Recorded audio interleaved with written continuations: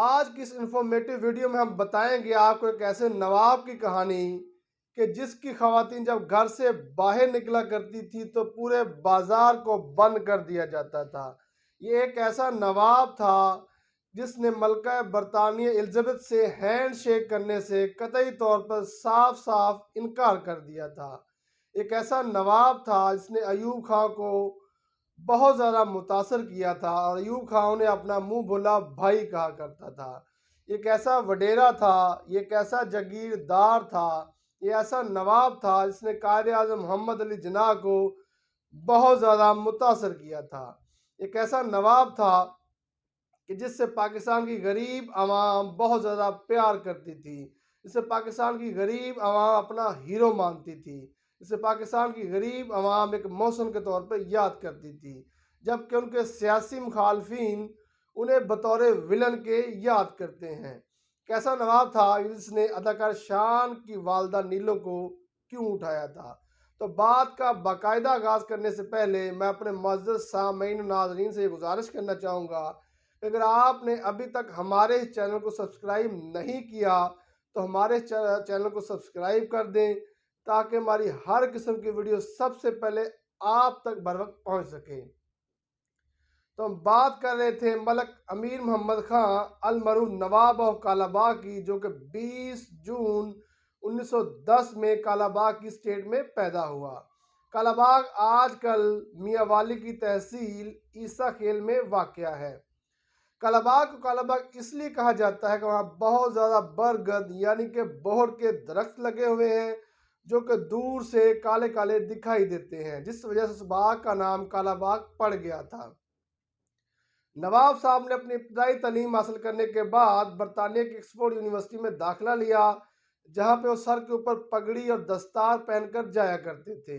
University انتظامیہ کی طرف سے بار بار کہا گیا کہ جب بھی آپ یونیورسٹی میں آئیں آپ اپنے سر سے پگڑی اتار دیا کریں۔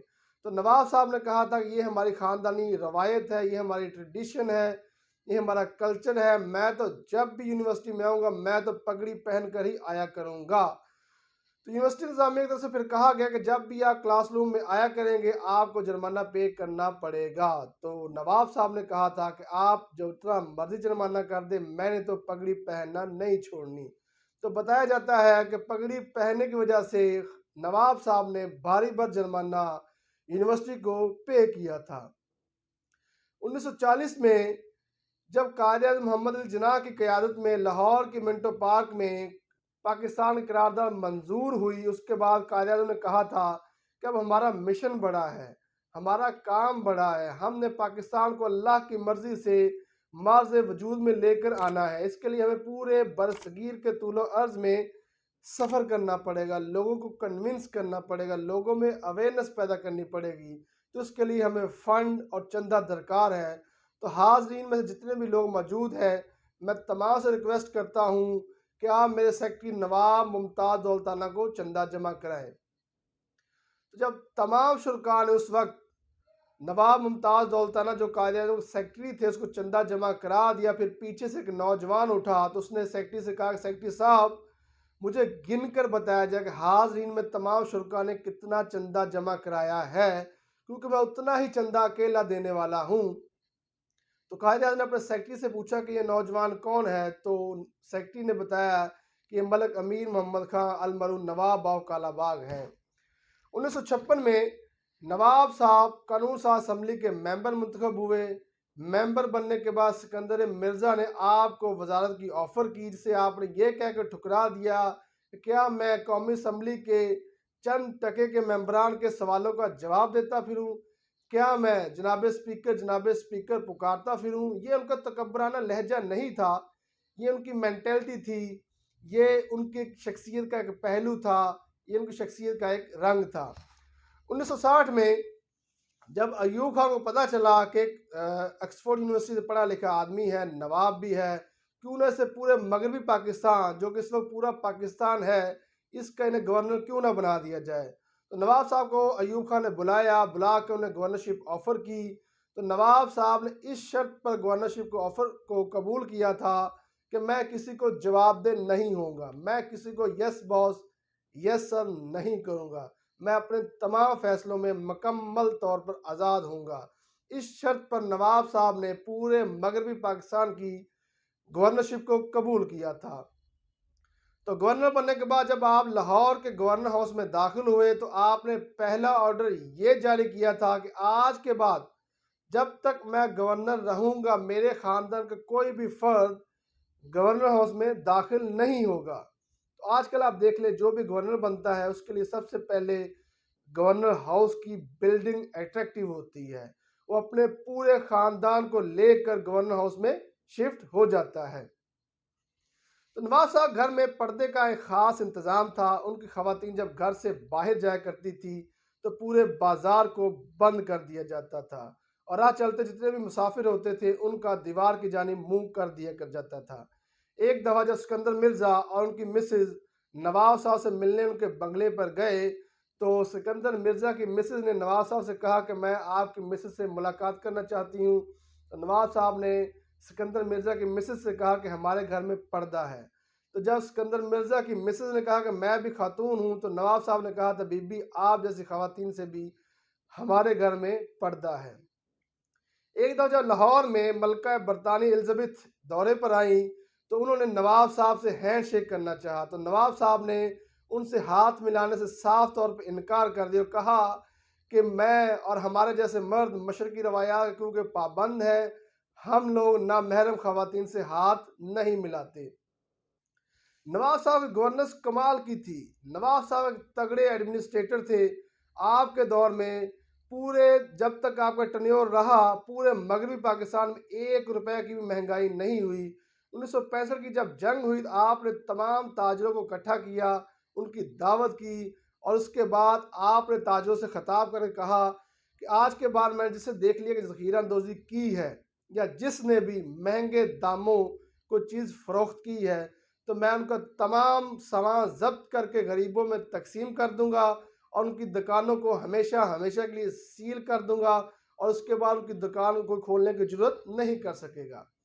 ایک دفعہ معلوم ہوا جنگ کے دوران کہ ایک تاجر مہنگے نرخ پہ گندم فروخت کر رہا ہے تو فوری طور پر نواز صاحب اس کے پاس گئے، جا کر اسے کہا کہ میری مونچھوں پہ تاؤ آنے سے پہلے فوری طور پر نرخ کو اپنی اصل حالت میں واپس لے آؤ، نہیں تو تمہارا میں وہ حشر کروں گا کہ پوری دنیا یاد کرے گی۔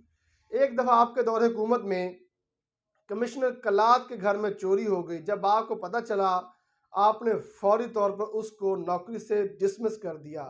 آپ نے یہ کہا کہ جو کمشنر اپنے گھر میں چوری کو نہ روک سکا وہ شہر میں امن و امان کی صورتحال کو کیسے برقرار رکھ سکے گا۔ نواز صاحب کے دور میں ایک دفعہ لاہور میں 5 سالہ بچہ اغوا ہو گیا۔ جب وہ 5 سالہ بچہ نہ ملا تو نواب صاحب نے اس وقت لاہور کے S S P, D S P اور ڈی آئی جی سے کہا کہ فوری طور پر 24 گھنٹے کے اندر اندر اس مغوی شدہ بچے کو برآمد کرو، نہیں تو میں تم لوگوں کو نہیں چھوڑوں گا۔ جب 24 گھنٹے کے اندر اندر بچہ برآمد نہ ہوا تو نواب صاحب نے اس وقت اس دور کے D S P, S S P اور ڈی آئی جی بچے کو اٹھوایا اور انہیں کالا باغ بھیج دیا اور افسران سے کہا کہ جب تک آپ اس مغوی شدہ بچے کو برآمد نہیں کر دیں گے تب تک آپ کے بچے کالا باغ میں ہی رہیں گے۔ تو بتایا جاتا ہے اس کے اگلے ہی 24 گھنٹے کے اندر اندر وہ بچہ انہوں نے پولیس نے بازیاب کرا لیا تھا۔ نواز صاحب سے غریب لوگ بہت زیادہ خوش تھے۔ نواب صاحب کو غریب لوگ بطور محسن کے یاد کرتے تھے۔ نواب صاحب اپنے دور میں جب بھی اعلیٰ پوسٹوں پر تقرری کرتے تھے تو سب سے پہلے ان کا انٹرویو لیا کرتے تھے۔ نواز صاحب انٹرویو میں ان لوگوں کے شجرہ نسب کا پوچھا کرتے تھے، ان کے باپ دادا کا پوچھا کرتے تھے۔ تو جب آپ سے پوچھا گیا کہ آپ انٹرویو میں شجرہ نسب کیوں کھنگالتے ہیں تو آپ نے یہ کہا تھا کہ ہم جیسے لوگ کتا اور گھوڑا خریدتے وقت بھی نسل دیکھتے ہیں، یہ تو میرے ملک کا معاملہ ہے، میں اپنے ملک میں ان لوگوں کو ہی اعلیٰ عہدوں پر اپوائنٹ کروں گا جو کہ نسلی لوگ ہوں گے۔ 1965 کی جنگ کے دوران آپ جو نواب صاحب ہیں وہ بارڈروں پر فوج کا حوصلہ بڑھانے کے لیے گئے، ان کا انکریج کیا۔ جب ایک جنرل شیر خان نے دیکھا کہ سویلین ہماری فوج کے درمیان کھڑا ہے تو فوری اس کے پاس آئے۔ تو اس وقت جو نواب صاحب تھے اپنے ہاتھوں سے اپنے گھر سے جو دیسی گھی کے بسکٹ تھے وہ تقسیم کر رہے تھے۔ जनरल शेर खान ने नवाब साहब से कहा कि हमें आप जैसे लीडर की ज़रूरत है, हमें आप जैसे सिविल हुक्मरानों की ज़रूरत है। तो नवाब साहब ने कहा कि मैं भी इस धरती का बेटा हूँ, मुझे फ़ख्र है अपनी फ़ौज पर, मैं अपनी फ़ौज को इनकरेज करने आया हूँ। नवाब साहब ने अपने दौर में 1 रुपए तक की भी तनख्वाह वसूल ना की थी। नवाब साहब के दौर में गवर्नर हाउस का जो किचन का खर्चा था, नवाब साहब के अपने पैसों से चला करता था। नवाब साहब घर से आटा, दाल, चीनी, गंदम वगैरह बजरिया ट्रेन लाहौर में आया करती थी। जहाँ नवाब साहब कमाल के दबंग जो थे वो एडमिनिस्ट्रेटर थे, जहाँ नवाब साहब गरीब लोगों के लिए बहुत बड़े एक मसीहा थे, वहीं सेम टाइम नवाब साहब के जो सियासी मुखालफिन थे उन्हें एक विलन के तौर पर जानते हैं। एक दफ़ा नवाब साहब ने डीआईजी सरगोदा को फ़ोन किया कि फौरी तौर पर जमात इस्लामी के मौलाना मदूदी को गिरफ्तार करके जेल भेज दो। तो उस वक्त सरगोदा के डीआईजी ने कहा कि नवाब साहब, मैं कहाँ ढूंढूंगा कि इस वक्त मौलाना मदूदी कहाँ पे रूपोश हैं या छुप के बैठे हुए हैं। तो नवाब साहब ने डीआईजी सरगोदा से कहा कि आप मुझसे नफरी तो मांग सकते हो, मुझे ना सुनने की इजाज़त नहीं है, मुझे ना सुनने की आदत नहीं है। जहाँ भी है मौलाना मदूदी साहब, फौरी तौर पर उन्हें गिरफ्तार करो और गिरफ्तार करके उन्हें जेल भेज दो। एक दिन नवाब साहब को पता चला कि चौधरी शुजात इलाही के वालिद साहब चौधरी ज़हूर इलाही इस वक्त बलूचिस्तान में नवाब अकबर बुगटी से मुलाकात कर रहे हैं। तो नवाब साहब ने फौरी तौर पर नवाब अकबर बुगटी को फ़ोन किया और फ़ोन करके उन्हें कहा कि फौरी तौर पे तुम जो है वो ज़हूर इलाही का मर्डर कर दो। तो नवाब अकबर बुगटी ने कहा कि हम बलोच कौम हैं, हम नवाब लोग हैं, हम अपने मेहमानों से इस तरह का सलूक नहीं करते, मैंने उन्हें मर्डर नहीं करना। नवाब साहब के दौर में एक दफ़ा शाह ईरान लाहौर के दौरे पर थे, तो उन्होंने किसी डांस की नवाब साहब से फरमाइश की। तो नवाब साहब ने उस वक्त अदाकार शान की वालदा नीलो को बुलाया और उन्हें डांस करने को कहा। उस वक्त शाह ईरान ने जाने किस किस्म के डांस या रक्स की फरमाइश अदाकार शान की वालदा नीलो से की, तो जो उन्होंने करने से साफ साफ इनकार कर दिया।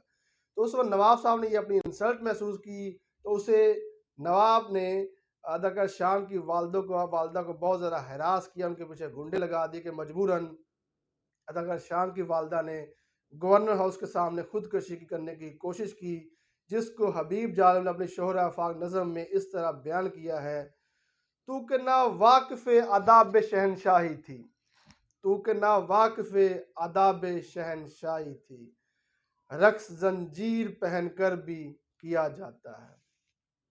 नवाब साहब से एक दफ़ा पूछा गया कि आप आज तक किस बंदे को कंट्रोल नहीं कर सके। तो नवाब साहब ने कहा था कि ऐसा शख्स हबीब जालिब है कि जिसे मैं आज तक काबू या कंट्रोल में नहीं कर सका। उसकी अगर जायदाद होती मैं जब्त कर लेता, अगर उसकी दौलत होती तो मैं छीन लेता, अगर उसके खेत होते तो मैं उसे जला देता, लेकिन उसके पास शायरी थी और शायरी वाले शख्स के पास ज़मीर होता है जिसे मैं ख़रीद नहीं सका। हबीब जालिब ने अपनी मशहूर शोहरा आफाक नज़म भी नवाब साहब के दौर में लिखी थी, जिसका पहला शेर ये है, ऐसे दस्तूर को सुबह बेनूर को मैं नहीं मानता, मैं नहीं मानता। ये चंद उनकी खामियां थी नवाब साहब के लिए, लेकिन नवाब साहब ओवरऑल गरीब लोगों के लिए एक मसीहा का दर्जा रखते थे। नवाब साहब गरीब लोगों के लिए एक बहुत बड़े हीरो की हैसियत रखते थे। नवाब साहब के दौर में गरीब कौम जो थी, गरीब लोग पाकिस्तान के बहुत ज़्यादा खुश थे। तो जब बंदा मशहूर हो जाता है फिर आहिस्ता आहिस्ता उसकी सियासी मुखालफिन भी बढ़ने शुरू हो जाते हैं। तो आहिस्ता आहिस्ता नवाब साहब की अयूब खान से अनबन स्टार्ट हो गई। उनमें बहुत सी वजूहत थी, जिसमें एक वजह ये थी कि नवाब साहब ने अयूब खान से कंप्लेंट की कि आपके बेटा कुछ गैर अखलाकी और गैर कानूनी सरगर्मियों में मुलव्वस है, इसे आप रोकें। तो अयूब खान ने कहा था क्या मेरे बेटे को पाकिस्तान में रहने का कोई हक नहीं है। एक तो कराची में इलेक्शन हो रहे थे जिसमें अयूब खां कैंडिडेट हबीबुल्ला थे जिसे वो सपोर्ट कर रहे थे, जबकि जो नवाब साहब थे वो मीर बख्श बजंजो को सपोर्ट कर रहे थे और मीर बख्श बजंजो जीत गया था। कुछ ये भी इख्तलाफ की वजह थी। आहिस्ता आहिस्ता इख्तलाफात इतने बढ़ गए कि नवाब साहब को समझ आ गई कि अब मेरा और अयूब खान का आपस में जो है तल्लक बहाल नहीं रह सकता। तो नवाब साहब ने फौरी तौर पर इस्तीफ़ा 1966 में दे दिया और 1966 में इस्तीफ़ा दे के नवाब साहब अपने बोहड़ बंगला में वापस आ गए। उनके बोहड़ बंगले में बहुत से जो मेहमान आया करते थे, शिकार खेला करते थे और नवाब साहब ने बहुत से मेहमानों की میزبانی بھی کی ہے. بڑے بڑے برطانیہ کے بڑے بڑے مہمان تھے, امریکہ کے بڑے بڑے مہمان تھے, خود بھٹو, ایوب خان, سکندر مرزا, بڑے بڑے لوگ ان کے بہڑ بنگلے میں آ چکے تھے.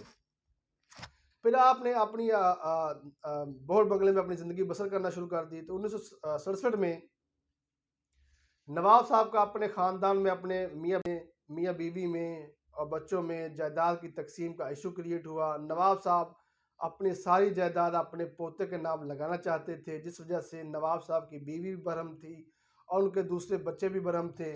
تو ایک صبح نواب صاحب اپنے کمرے میں موجود تھے کہ ان کے بیٹے نواب اسد اللہ خان کو نواب صاحب نے 2 گولیاں ماری جو ان کے بازو پر لگی, اور ان کے بیٹے نواب اسد اللہ نے 5 گولیاں بیک وقت نواب صاحب کے سینے میں پیوست کر دیں اور نواب صاحب موقع پہ ہی جاں بحق ہو گئے. تو ایوب خان اپنی ڈائری میں لکھتے ہیں کہ جنرل موسیٰ نے دوپہر کے وقت مجھے کال کر کے بتایا کہ نواب صاحب کو ان کے بڑے بیٹے نواب اسد اللہ نے قتل کر دیا ہے. بعض لوگ یہ بھی کہتے ہیں کہ نواب صاحب کا قتل ان کی مسز نے کیا تھا, کیونکہ جائیداد نواب صاحب ساری اپنے پوتے کے نام لگانا چاہتے تھے, لیکن ان کے بڑے بیٹے نواب اسد اللہ نے وہ الزام اپنے اوپر دھر لیا تھا. تو نواب صاحب کی یہ زندگی کا اختتام تھا. نواب صاحب جیسا بندہ ان کے خاندان میں اس کے بعد پیدا نہیں ہوا. کالا باغ کی جو شناخت ہے وہ بھی نواب صاحب کی وجہ سے ہے. نواب جیسا بھی بندہ تھا, لیکن غریب لوگوں کے لیے وہ بندہ کمال کا تھا. غریب لوگ انہیں بہت ہی مسیحا کے طور پر جانتے ہیں. جب نواب صاحب کا انتقال ہوا تو غریب لوگ پاکستان کے بڑے پریشان ہوئے, بڑے ہی مایوسی انہیں ہوئی, بڑے ہی غم میں وہ ڈوب گئے کہ ہمارا جو ہے ساتھی, ہمارا جو مسیحا آج دنیا میں نہیں رہا. ویڈیو آپ کو اچھی لگی ہو تو لائک کریں, بہت اچھی لگی ہو تو شیئر کریں. اگر آپ ہمیں فیڈ بیک دینا چاہتے ہیں تو آپ نیچے ویڈیو میں کومنٹ کریں. آپ کا ویڈیو دیکھنے کا بہت بہت شکریہ.